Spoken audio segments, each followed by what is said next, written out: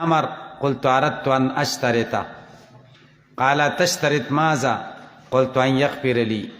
قال ما علمت يا عمر أن الإسلام يهدم ما كان قبله، وأن الهجرة تهدم ما كان قبلها، وأن الحج يهدم ما كان قبله. رواه مسلم. والحديثان المرويان عن أبي هريرة قال قال الله تعالى أنا أغنى الشركاء عن الشرك والآخر الكبرياء رداي، سنذكرهما في بابي الربا والكبر إن شاء الله تعالى. دی حدیث شریف کی یو شپږو مسلو ته ګورئ. اول بحث احوال دراوی د حدیث شریف، دویم بحث مختصر تشریح د حدیث شریف، دویم بحث ما هو المقصود من الحدیث، څلورم بحث مطابقت د حدیث د کتاب الایمان سره، پنځم بحث حل د مفردات او اعتراضات او جوابات، شپږم بحث یو اختلافي مسله. اول بحث احوال دراوی د حدیث شریف. د دې حدیث شریف راوی دی عمرو ابن العاص فاتح مصر، پنځم هجری کال یا اتم هجری کال کې ایمان قبول کړي. د بنو امیہ خاندان سره تعلق، مشهور مدبر عاقل بالغ نظر سیاستدان. نبی کریم صلی اللہ علیہ وسلم د غزوہ ذات السلاسل امیر مقرر، بعد کې د عمان والی مقرر. د حضرت عمر رضی اللہ تعالی عنہ دور خلافت کې مصر فتح او د مصر والی شو. د نبی کالو په عمر 43 هجری کې وفات شو.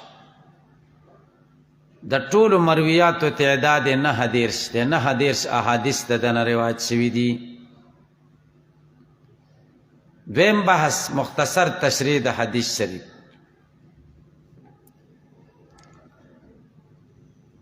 حضرت عمرو بن العاص رضی اللہ تعالی عنہ نے روایت، اتیت النبی صلی اللہ علیہ وسلم، نبی کریم صلی اللہ علیہ وسلم تراغلم، فقلت ما ورتویلی ابسط یمینک، لاس دی راوگت کا، فلا ابایعک، دید پارا چیز تا سر بیعت وکم. فبسط یمینہو، لاس راوگت کا، فقبست یدی مال خپل لاس راونیو. فقال مالک یا عمر، سچل دے عمر ولدا سکے. قلت اردت ان اشترط، زما اراده را چې څه شرط در باندې کېدم بیا در سره بیعت وکم. قال تشترط ماذا، شرط کا څه شی شرط کې؟ قلت ان یغفر لی، چې ما ته خدای بخنه وکړي. قال اما علمت یا عمر، ای عمر ته نه پوهېږي ان الاسلام یهدم ما کان قبله، اسلام ختموي هغه ګناهونه چې د اسلام نه وړاندې چا کړي. تا چې څه کړي په اسلام درته خدای معاف کړي که. وان الهجرة تهدم ما کان قبلها، او هجرت ختموي هغه ګناهونه چې مخکې د هغې نه چا کړي. وان الحج یهدم ما کان قبله، او حج ختموي هغه ګناهونه چې د دې نه وړاندې چا کړي. رواه مسلم. والحدیثان المرویان، دا دفع دی اعتراض. خلاصه د اعتراض دا ده چې صاحب د مشکات مخالفت د صاحب د مصابیح نه وکړو. مصابیح کې دی فصل اول کې دو نور حدیث دی چې ابو هریره نه روایت. یو حدیث دا دی انا اغنى الشرکاء عن الشرک، او دویم حدیث دا دی چې الکبریاء ردائی. دا دواړه خو صاحب د مصابیح په اول فصل کې ذکر کړي د صحاحونه، او صاحب د مشکات په فصل اول کې ذکر نه کړی. دا ولې دی جواب کوي. خلاصه د جواب دا ده چې صاحب د مشکات دلته ذکر نه کړه ځکه دې سره ډېر مطابقت نه و کتاب الایمان سره. الکبریاء ردائی په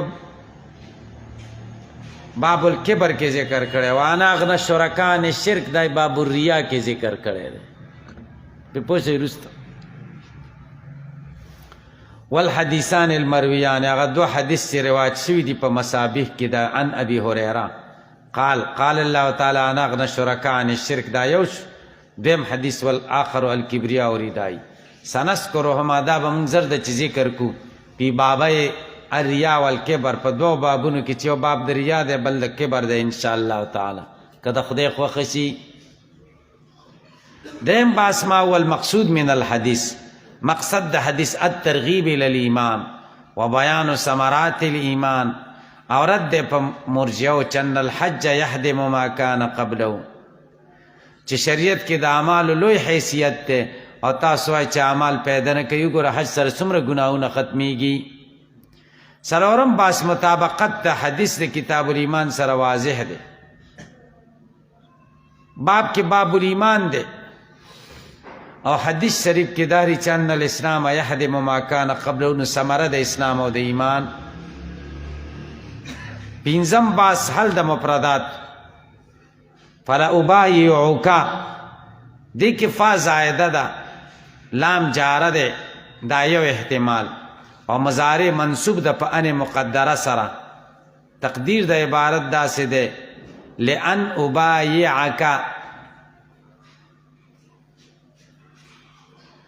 دویمه توجیه، فا نه ده زائده، لام زائد ده او ورپسې انا مقدر ده، ای په انا ابایعک بیا به مضارع مرفوع شي.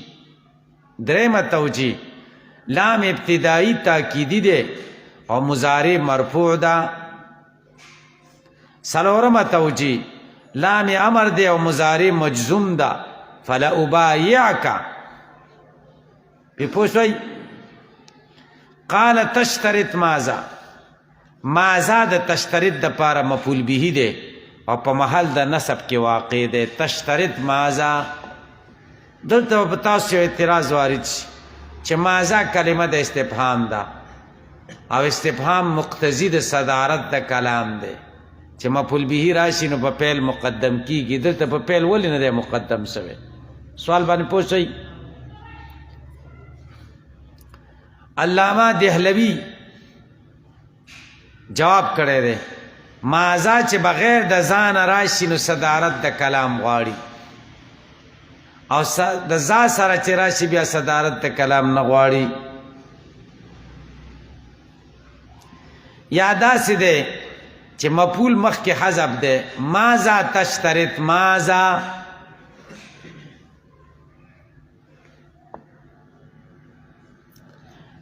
دیجی پر پوشی. اما علمتا، اما علمتا که حمزه استفهامیه ده، ما ناپیه ده.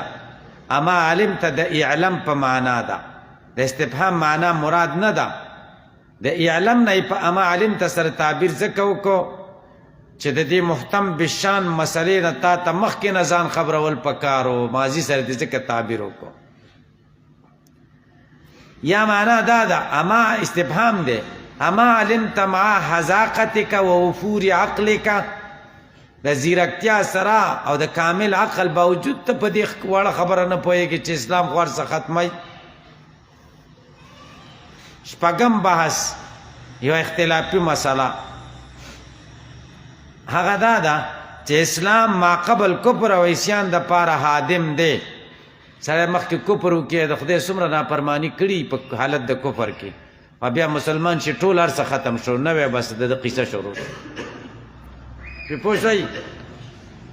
میټر نوی د پسې شروع شو، زړه قاطع ختمه شو، صفر نه شروع شو. لیکن حج د هجرت سره حقوق العباد په حج او هجرت ساقطیږي او که نه ساقطیږي. بعضې علما وایي د اسلام سره حقوق مالیه هم ساقطیږي، بعضې وایي اسلام سره حقوق مالیه نه ساقطیږي. یو هندو دی او دلته ستا پې ډېرې پیسې دي او دی مسلمان شه، نو ستا پیسې پې ختمې شي. بعضې وایي ختمې دي، بعضې وایي حقوق مالیه نه دي ختم. هجرت او حج سره مظالم نه ساقطیږي حقوق العباد. بعضې شوافی وایي حج سره مظالم معاف کیږي، حقوق العباد معاف کیږي. بعضې شوافی وایي د هغوی دلیل د ابن ماجه حدیث شریف دی چې د مزدلفې په سحر نبی کریم صلی الله علیه وسلم دعا وغوښتله، خدای زما امت ته مظالم هم معاف کړي، حقوق العباد. خدای ورسره وعده وکړه چې ټیک شو معاف پې کړم. نبی علیه السلام مسکی شو، ډېرې وخندل او وی ویل چې شیطان ډېر خفه شو په سر خاورې بادی ته ډېر خفه کړ دینه خو معلومه شو چې مظالم په حج باندې معاف کیږي یو سړی ښه ورانې ویجاړې کارونه وکړي او بیا ایسته حج له لاړ شي پې پوه شئ یو سړی او سودونه به یې کول او ډېر ناروا کارونه به یې کول چا ورته دا ولې کوي بیا به حج له لاړ شم چې حج له لاړ شي دا ټولې قصې معاف کیږي جواب دا دی چې نه معاف کیږي ښه دې حدیث کې چې د ابن ماجه راغله جواب دا دی حدیث د ابن ماجه ضعیف دی د نصوص قطعیه و مقابله نشي کولی چې پردی حق یا په معافی حق معاف کیږي او یا په ادایګۍ معاف کیږي یا صاحب حق معافي وکړي او یا یې واپس راوړي په دې دوه لارې دي بله لاره نشته دویم جواب به وکوي چې هغه جماعت مراد و چې کوم کې نبي کریم صلی الله علیه وسلم موجود و دغه جماعت ته مې مظالم یعنې حقوق العباد هم معاف کړه دغه جماعت مخصوص جماعت مراد دریم جواب به دا وکړي چې الله تعالی ورته ویلي چې مظالم معاف کوم خو چې مقرون بالتوبه توبه دا معنی چې سړي نه دې حق ووهه بیا خدای ته توبې وباسي توبې معنا دا ده چې هغه ته ورسي چې یاره ته معافي وکړه او یا دې دا حق واخله یا دا لږې واله نورې راته معاف کړه د توبه دا شیز خپله خپله توبه یي که نه د دې دا توبه پې پوه شئ که پې نه شئ پوه